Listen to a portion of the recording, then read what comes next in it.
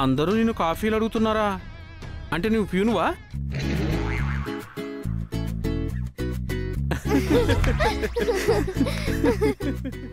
Peon job చేయాల్సిన కర్మ నాకేంటి? నేను వాచ్మెన్ తోటమాలినో కాదు, మేనేజర్ని కూడా కాదు. ఆ కంపెనీలో వన్ ఆఫ్ ది డైరెక్టర్ని. నిజమా? నేను నమ్మాలా? నువ్వు నమ్మినా నమ్మకపోయినా నాకొచ్చే నష్టమేం లేదు. నాకా జాబ్ రికమెండేషన్తో రాలేదు, ఎవరి కాళ్ళు చేతిలో పట్టుకుంటే రాలేదు. నా టాలెంట్ వల్ల వచ్చింది. నా స్కిల్స్ ని గుర్తించిచ్చారు. నీకున్న టాలెంట్ స్కిల్స్ ఏంటో చెప్పు ఒకసారి. హారికకు ఏ టాలెంట్ లేకపోతే ఎందుకు ఉద్యోగం ఇస్తారా? వీళ్ళెవరూ నన్ను గుర్తించరా ఆంటీ? ఎవరైనా గుర్తిస్తే మాత్రం ఏడుస్తారు. నువ్వు జాబ్ చేస్తున్నందుకు మాకు ఎలాంటి ప్రాబ్లం లేదు హారిక. ఇప్పుడు నువ్వు జాబ్ చేయాల్సిన అవసరం లేదు. ఇంట్లో హ్యాపీగా ఉండి అఖిల్ని చూసుకోకుండా జాబ్ చేయటం అవసరమా హారిక? కోర్టు పెట్టిన గడువు తీరాక నేను డివోర్స్ తీసుకుని వెళ్ళిపోతాను. అప్పుడైనా నేను జాబ్ చేయాల్సిందే కదా. నిజంగానే మీరు డివోర్స్ తీసుకుంటారా పిన్ని? మమ్మల్ని బాబాయ్ని వదిలేసి వెళ్ళిపోతావా పిన్ని? వెళ్ళక ఈ నరకంలోనే ఉండమంటావా? పైగా వీల్ చైర్లో ఉన్న మీ బాబాయ్తో అస్సలుండను. Harika,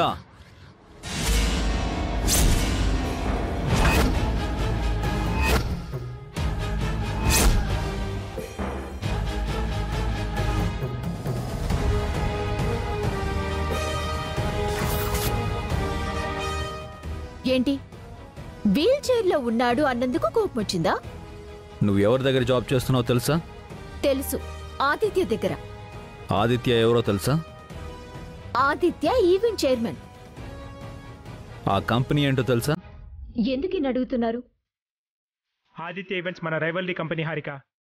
so what?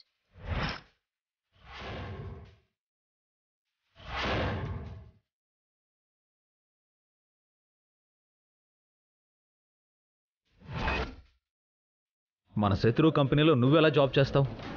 ఆదిత్య మీకు శత్రువో స్నేహితుడు నాకు అనవసరం.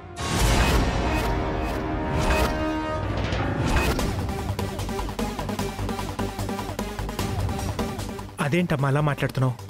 శత్రువుతో మనం చేతులు కలపకూడదు కదా.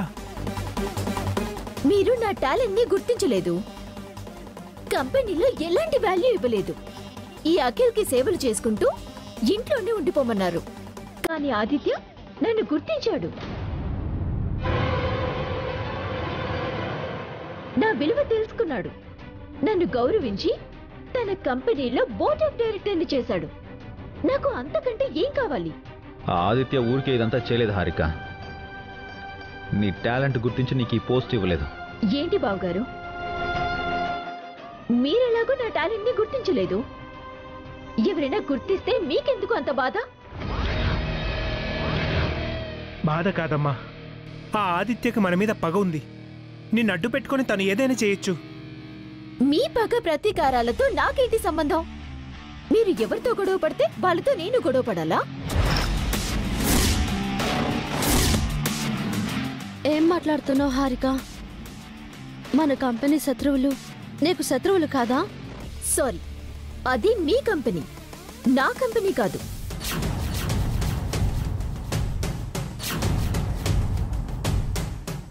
సంస్కృతి ఈవెంట్స్లో నీకు కూడా భాగముందమ్మా. ఎక్కడుంది బావగారు? ఎంతో తెలివి, టాలెంట్, నైపుణ్యం ఉన్న నన్ను కాదని ఏ మాత్రం తెలివి లేని మిమ్మల్ని కంపెనీ చైర్మన్ చేశారు.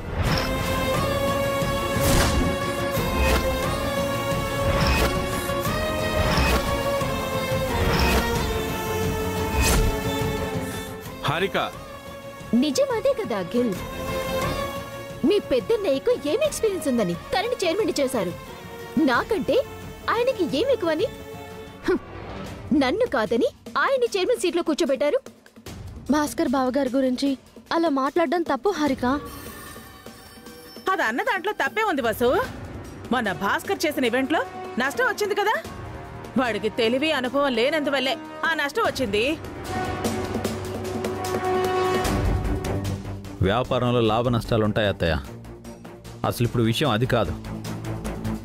హారిక, నువ్వు కంపెనీ నుంచి బయటికి రావాలి. కుదరదు.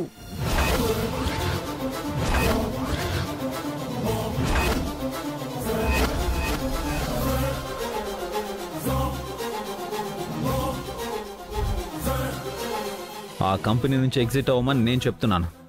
మీరు కాదు కదా, ఆ దేవుడే వచ్చి చెప్పినా వినను. మీ బావగారు ఎందుకు చెప్తున్నారో అర్థం చేసుకో హారిక. బాగా అర్థమైంది. మీ సాయం లేకుండా నేను మంచి పొజిషన్లోకి వెళ్ళానని మీకు కుళ్ళు. అందుకే ఆ జాబ్ మానేమంటున్నారు. అభికి అసూయ ద్వేషం ఉండదమ్మా. తను నీ మంచి కోసమే చెప్తున్నాడు. అర్థం చేసుకో. నాకు మంచిగా జరిగింది, మళ్ళీ మీరు నా మంచి కోరడం ఏంటి? ఆ ఆదిత్య మంచివాడు కాదు హారిక. అయితే మీరు మంచి వాళ్ళ? హారిక, ఇక్కడ ఎవరు మంచి వాళ్ళు కాదు, చెడ్డ వాళ్ళు కాదు. ఆదిత్య వల్ల నువ్వు బాధపడతావమ్మా, కష్టపడతావు. ఏది మీ తమ్ముడి కంటేనా? అఖిల్ వల్ల నేను ఎంతో నష్టపోయాను, ఎంతో బాధపడ్డాను. అఖిల్తో పోలిస్తే ఆదిత్య ఎలాంటి వాడైనా బెటరే. హారిక,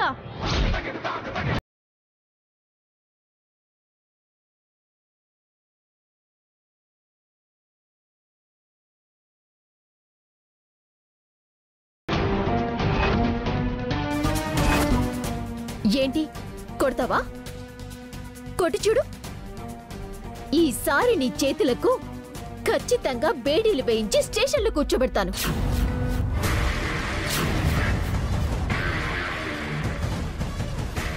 నిన్ను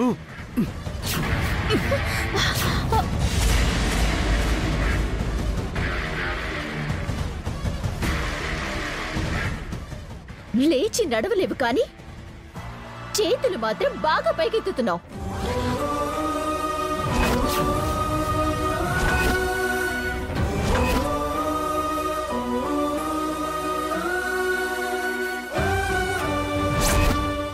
మైండ్ యువర్ టంగ్ హారిక. ఆ ఆదిత్య ఎలాంటి వాడో నీకు తెలీదు.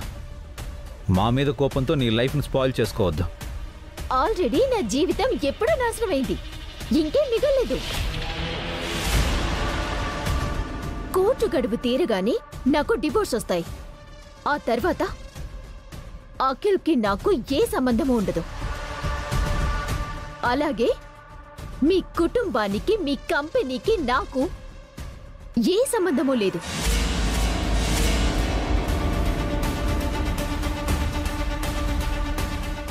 నేనెక్కడ జాబ్ చేయాలన్నది నా ఇష్టం. అవేం మాటలు హారిక, చిన్నపిల్లలా ప్రవర్తించకు. ఇన్నేళ్ళు అలాగే ప్రవర్తించాను. ఇప్పుడిప్పుడే పెద్దదానిగా ప్రవర్తిస్తున్నాను. అన్నీ తెలుసుకుంటున్నాను. ఏం తెలుసు నీకు? ఏం తెలుసు? నా గురించి మీకేం తెలీదు, కానీ మీ గురించి నాకు అంతా తెలుసు. ఆఖరిసారిగా చెప్తున్నాను హారిక, ఆ ఆదిత్య కంపెనీలో నుంచి బయటకు వచ్చేసాయి. కావాలంటే మన ఆఫీసులో ఏ పోస్ట్ కావాలన్నా తీసుకో. సారీ, మీ భిక్ష నాకు అక్కర్లేదు. నాకు కావాల్సింది నేను సంపాదించుకోగలను.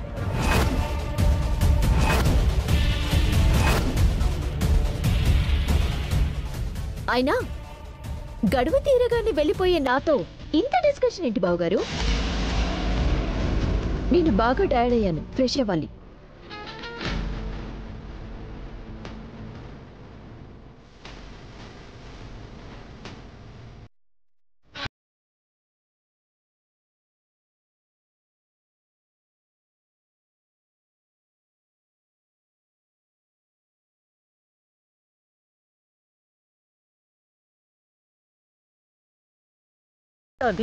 వదిలేయచ్చు కదా అభి. ఎలా వదిలేస్తారు అత్తయ్య? తను ఇంటి కోడలు. విడాకులు వచ్చాక హారికకు ఈ ఇంటికి సంబంధం ఉండదు కదరా. హారికకు విడాకులు ఇప్పించాలని మీరు కోరుకుంటున్నారా పిన్ని? అది కోరుకుంటోంది కదా, అందుకే దాని మానాన దాన్ని వదిలేద్దాం అంటున్నాను. ఎవరు కోరుకున్నా విడాకులు రావు. ఒకవేళ వచ్చినా అప్పుడు కూడా హారిక ఈ ఇంటి మనిషే.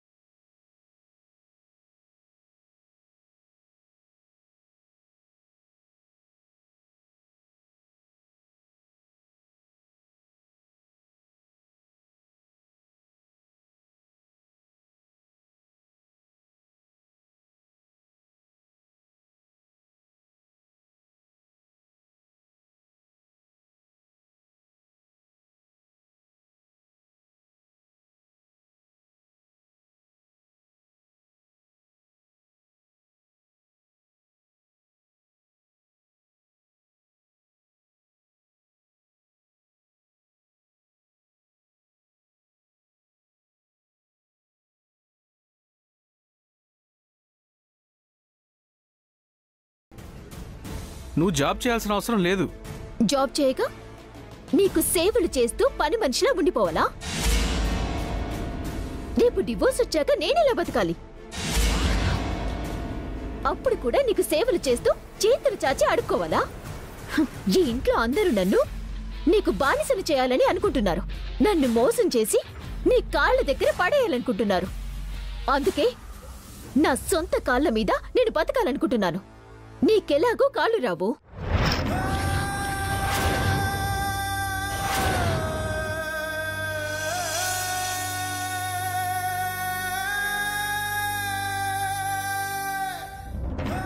జన్మలో నువ్వు లేచి నడవలేవు.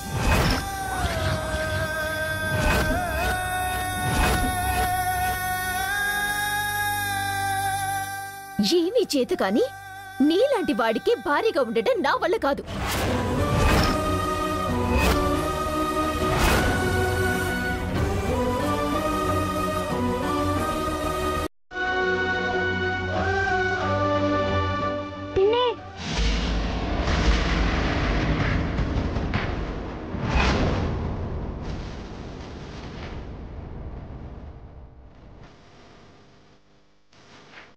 ఏం మాట్లాడుతున్నారు పిన్ని మీరు?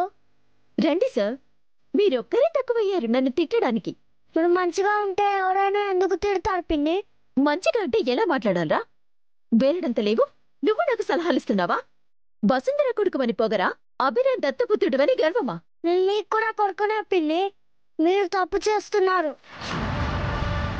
ఓ పక్కన దాని కొడుకునట్టునా మళ్ళీ ఆ పిల్లనే తప్పు పడుతున్నావేంట్రా?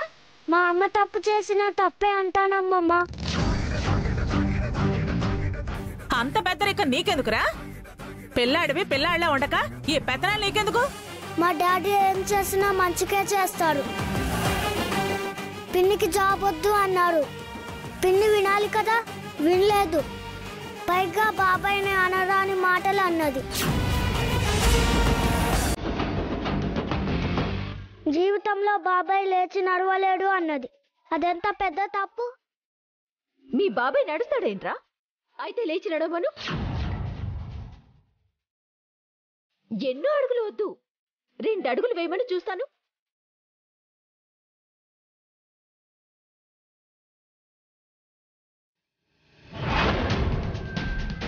నేను పని మనిషిలా బానిసలా సేవలు చేసేటప్పుడు మీరెవరు మాట్లాడరు. నా బతుకు నేను బతుకుతూ ఉంటే పిల్లలతో సహా అందరికీ మాటలొస్తున్నాయి. నువ్వంటే చులకనైపోయావే వీళ్ళకి, అందుకే పిల్లలు కూడా నిన్ను అంటున్నారు. ఆపుతావా అత్తయ్య? నీ వల్లే అది చెడిపోయింది. దాన్ని నువ్వే చెడగొడుతున్నావు. అంటే నన్నను ఆంటీ ఏం చేసింది?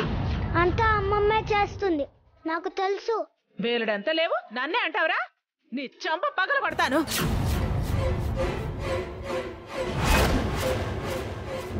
బన్నీ మీద చేయి వేస్తే పెద్దదానివని కూడా చూడను అత్తయ్య. వదిలే బాబాయ్, వీళ్ళు అంతే, చెప్పినా వినరు. పదండి, డిన్నర్ చేద్దురు గాని.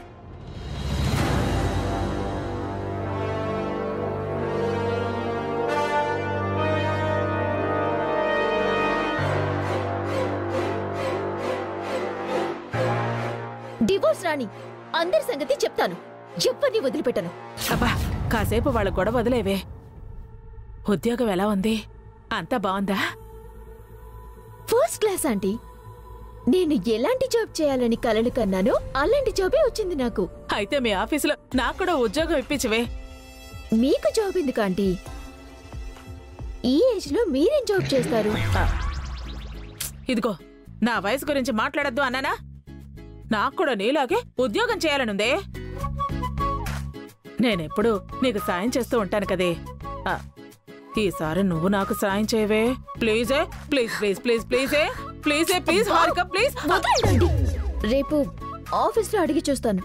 చూడటం కాదు, నాకు తప్పకుండా ఉద్యోగం ఇప్పించు. నాకు ఉద్యోగం వస్తే నేను నా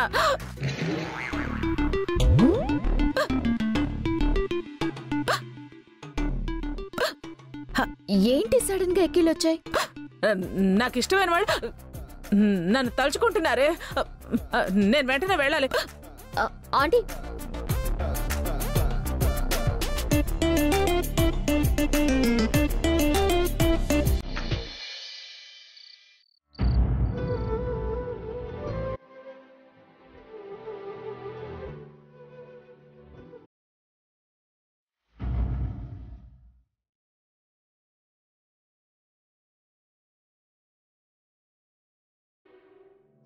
ఏవండి, హారిక గురించి ఆలోచిస్తున్నారా?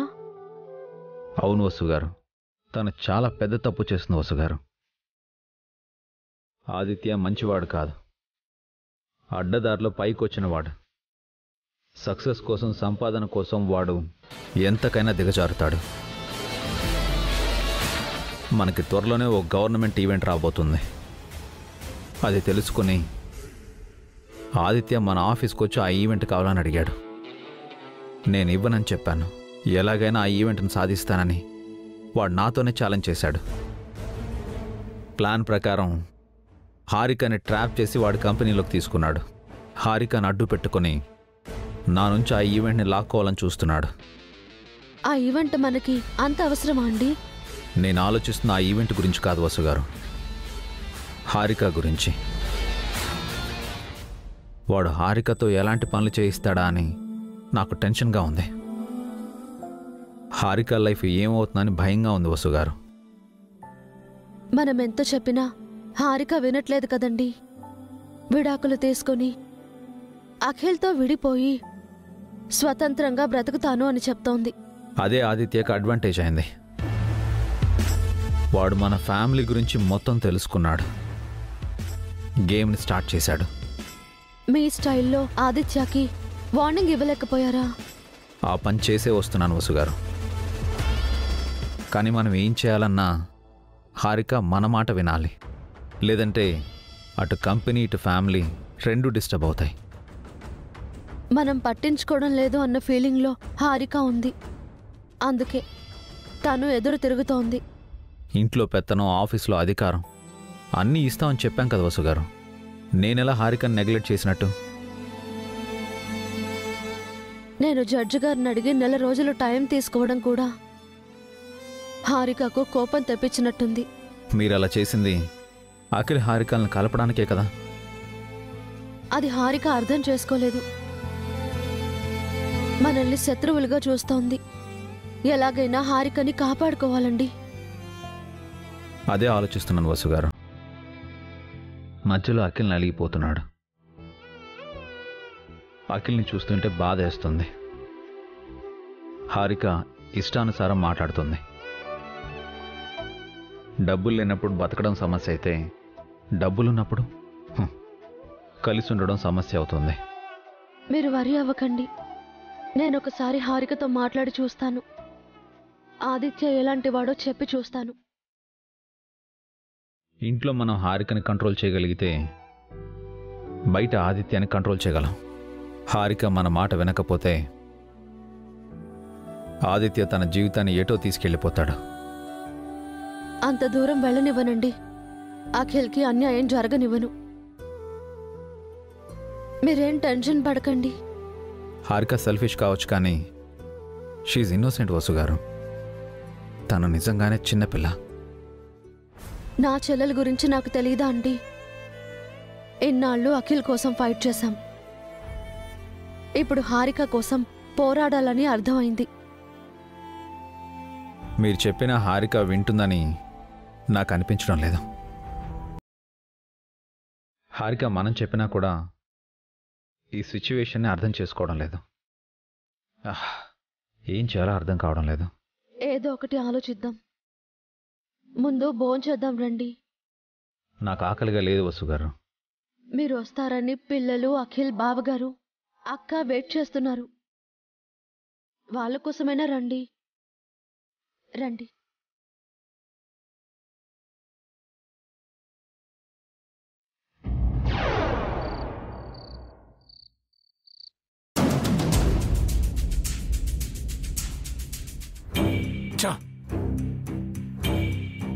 ఎన్నిసార్లు ట్రై చేసినా వాళ్ళని చంపలేకపోతున్నాను. ఒక్క ఛాన్స్, ఒకే ఒక్క మంచి ఛాన్స్ వస్తే చాలు. వాళ్ళని చంపిన పగ తీర్చుకుంటాను.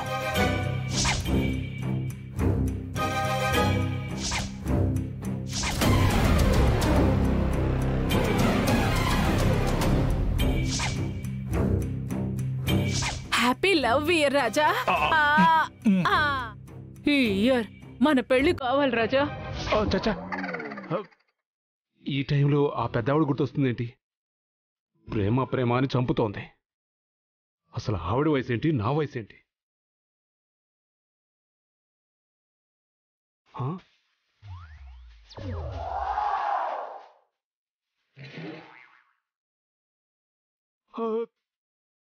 అదేంటి తలుచుకోగానే ఆవిడ కనిపిస్తోంది?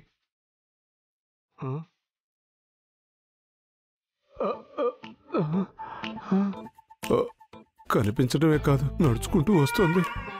రాజా, కనిపించడమే కాదు, తన గొంతు కూడా వినిపిస్తోంది. నాకు మందెక్కువైందా ఏంటి? నా రాజా,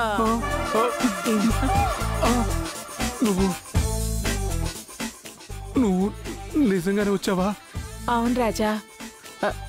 ఎందుకో ఎక్కిళ్ళు వచ్చాయి. నువ్వు తలుచుకుంటున్నావేమోనని వెంటనే వచ్చేసాను. నేను నిన్ను తలుచుకోవడం ఏంటి? పో రాజా. నువ్వు తలుచుకోకపోతే నాకు ఎక్కిళ్ళు ఎందుకు వస్తాయి? ఎందుకు రాజా మందు తాగుతున్నావు? మనసు బాగలేక. నేనుండగా నీ మనసు ఎందుకు బాలేదు రాజా? నీ వల్లే నా మనసు పాడైపోయింది. ఓ, ఇంకా మన పెళ్ళి అవ్వట్లేదని బెంగ పెట్టుకున్నావా? నాకు అదే బెంగ రాజా. నీ పగ ఎప్పుడు తీరుతుందో, మన ప్రేమ ఎప్పుడు ఫలిస్తుందో, మన పెళ్ళి ఎప్పుడవుతుందో అని రోజు ఒకటే దిగులు. నా మనసు కూడా బాగలేదు రాజా. నేను కూడా మందు తాగుతాను. నువ్వా? సారీ, మీరు మందు తాగుతారా? నువ్వు విషం తాగమన్నా తాగుతాను రాజా. అరే చా, టైంకి నా దగ్గర విషయం లేకుండా పోయింది. ఏమన్నావు రాజా? ఏం లేదు, ఏం లేదు. మీరు మందు తాగకూడదు. నువ్వు తాగుతున్నావు కదా రాజా, నేను తాగుతాను. నీ బాధ నాది, నా మనసు నీది, మందు మనిద్దరిది. అయ్యో సుమంగళి గారు, ఇంకో గ్లాస్ కలుపు రాజా. అది జ్యూసో కూల్ డ్రింకో కాదండి, మందు. తెలుసు రాజా, మనసు బాగలేనప్పుడు మందు మెడిసిన్ నేనే కలుపుకుంటాను. అయ్యో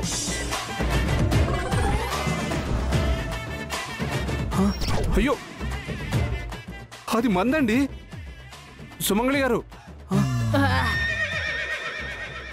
అయ్యో అయ్యో, సుమంగళి గారు, సుమంగళి గారు, సుమంగళి గారు. అమ్మో, ఈవిడ ప్రేమ పిశాచి అనుకున్నాను. మందు పిశాచి కూడానా?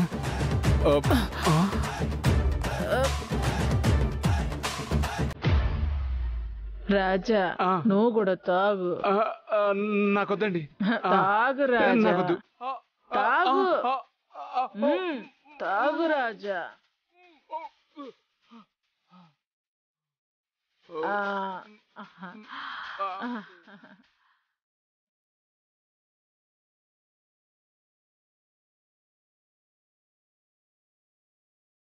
నువ్వు చాలా అందంగా ఉన్నావు రాజా. నువ్వు కూడా అందంగా ఉన్నావు రాణి. నిజంగా? నువ్వు రాణి, నేను రాజా. కాదు, నువ్వు పతి, నేను పతిని. మనం గంతకు తగ్గ బొంత. కాదు కాదు, made for each other. Song పెట్టు రాజా, డాన్స్ చేద్దాం.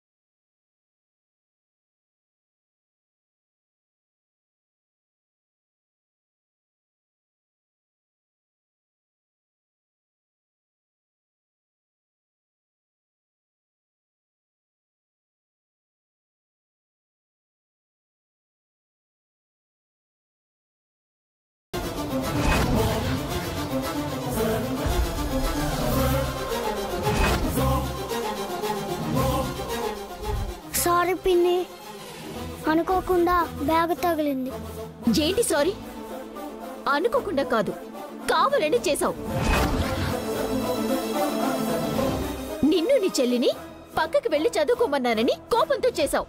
ప్రామిస్ పిన్ని, చూడకుండా జరిగింది. నీ దొంగ ప్రామిస్లు ఎవరికైనా చెప్పు. వేలడంత లేవు, నా మీదే ప్రతీకారం తీర్చుకుంటావా? కావాలని చేయలేదని చెప్తున్నాడు కదా, సారీ కూడా చెప్పాడు. ఎందుకు గొడవ చేస్తావు? ఎవరు గొడవ చేస్తున్నారు? అది ఎంత కాస్ట్లీ ప్రోటీన్ షేకో నీకు తెలుసా? నా గ్లామర్ కాపాడుకోవడానికి నేను ఎంతో కష్టపడుతుంటే మీరు అసూయతో కుళ్ళుకొని నా మీద రివెంజ్ తీర్చుకుంటున్నారు. కావాలంటే నేనే ఆ జ్యూస్ చేసిస్తాను హారిక. పొద్దున్నే పిల్లల మీద ఎందుకు అరుస్తున్నావు? ఏంటి ఇది జ్యూసా? ప్రోటీన్ షేక్ కి జ్యూస్ కి తేడా తెలీదు, నువ్వు మాట్లాడుతున్నావా? అయినా గంజి తాగే వాళ్ళకి ఏం తెలుస్తుందిలే అలాంటి వాటి గురించి. మాటలు జాగ్రత్త పిన్ని. పెద్దమ్మని అలా ఇన్సల్ట్ చేస్తే నేను ఊరుకోను. ఊరుకోక ఏం చేస్తావురా? అసలు నీ గురించి నువ్వు ఏమనుకుంటున్నావు?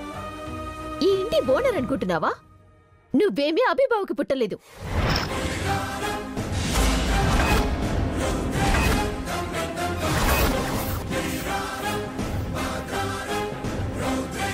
మీ అమ్మ మీ నాన్న రెండో పెళ్లి చేసుకుంటే ఈ ఇంటికి గెస్ట్ గా వచ్చావు.